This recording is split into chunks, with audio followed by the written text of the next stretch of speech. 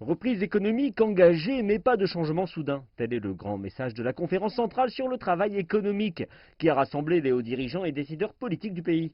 La Chine a indiqué qu'elle maintiendrait ses politiques monétaires et fiscales, avec un œil sur le développement du marché domestique. Nous continuerons à mettre en place une politique fiscale proactive et à accélérer la restructuration économique et la distribution du revenu. Nous mettrons également en œuvre une politique monétaire prudente qui est flexible, précise, raisonnable et modérée. Cela permettra d'accroître l'appui financier dans l'innovation scientifique et technique pour les PME, mais aussi le développement vert. La conférence a souligné le concept de paradigme du nouveau développement, dans le cadre duquel les marchés domestiques et étrangers se complètent l'un l'autre.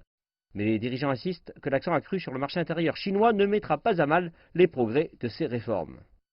Pour renforcer la demande domestique, nous devons mettre la priorité sur le maintien de l'emploi. Nous devons promouvoir l'emploi de plus de 8,5 millions de nouveaux diplômés, résoudre les problèmes liés aux travailleurs migrants en zone rurale, ainsi que les questions de l'emploi en zone urbaine. Nous devons également promouvoir l'éducation et la formation professionnelle.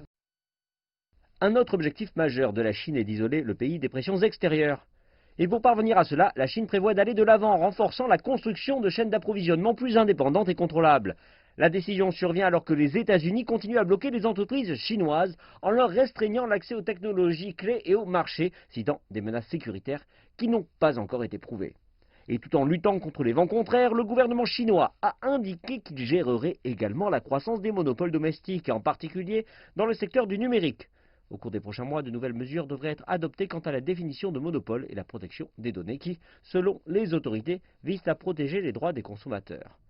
L'ébauche de ces mesures à venir réitère en outre les engagements mondiaux de la Chine s'agissant du changement climatique, avec la volonté de limiter les émissions de dioxyde de carbone d'ici 2030 et atteindre la neutralité carbone d'ici 2060. Un plan ambitieux mais qui, selon le gouvernement, est de l'ordre du réalisable.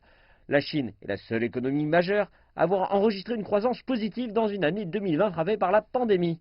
Mais compte tenu de l'environnement mondial incertain, les dirigeants chinois préparent un plan pour faire face à toutes les situations qui pourraient survenir dans un avenir proche ou lointain.